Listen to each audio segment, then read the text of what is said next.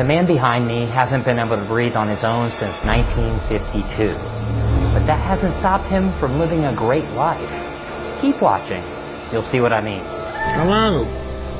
My name is Paul Alexander, but they call me the man of the iron lung. Paul spends almost every moment of his day in an iron lung, which is the only thing that's keeping him alive. That's because he's paralyzed from the neck down, so without it, he can't breathe. The machine helps him breathe by using negative pressure to take air into his lungs. This is the full story of Paul. It all started when Paul caught the polio virus when he was just 6 years old, during one of the worst polio outbreaks in history. A time which feels all too familiar with today's coronavirus pandemic. People were wearing masks, offices, schools, and most of the world was shut down. What did it feel like when you first got polio? Well, I started feeling ill and plain.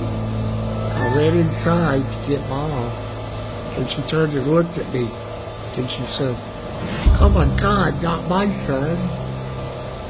Over the next 5 days, I lost everything. The ability to move, my legs would not hold me up, and then I couldn't breathe. He was at home under the care of his mom and dad, and they realized he wasn't breathing. They rushed him to the hospital, and the emergency room physician examined him and pronounced him dead.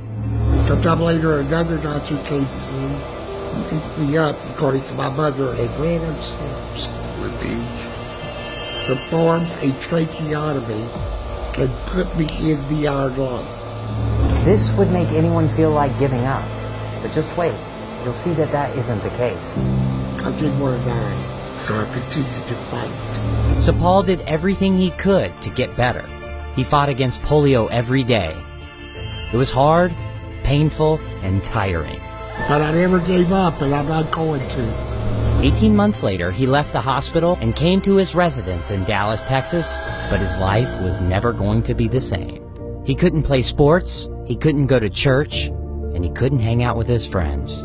People didn't like me very much back then. I felt like they were uncomfortable around me. What did you do all day? Oh, the same thing everybody else does.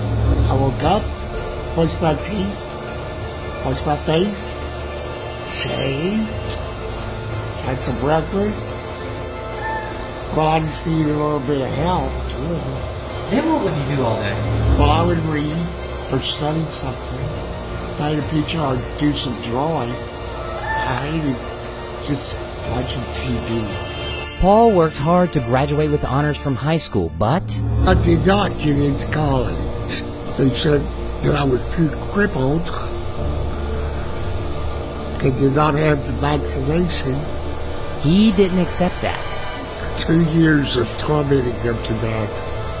They accepted me on 2 conditions. One, that I take the polio vaccine, and 2, that a fraternity would be responsible for me. Finally, something good happened. I wanted to be a lawyer for a long time. After years of hard work, Paul passed the bar and became a lawyer. And I was a pretty damn good one, too. But he didn't stop there. With the help of a pen attached to a stick, Paul wrote his own biography entirely with his mouth. So why write a book? To inspire thousands of people, just like you. No matter where you're from, or what your past is, or the challenges that you could be facing. You can truly do anything. You just have to set your mind to it and work hard. Paul, what's your dream? Do not let polio defeat me, but to defeat polio.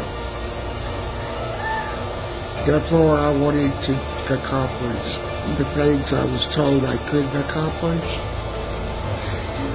and to achieve the dreams I dreamed. Paul may have an iron lung, but he has a golden soul and a diamond heart. My story is an example of why your past, or even disability, does not have to define your future.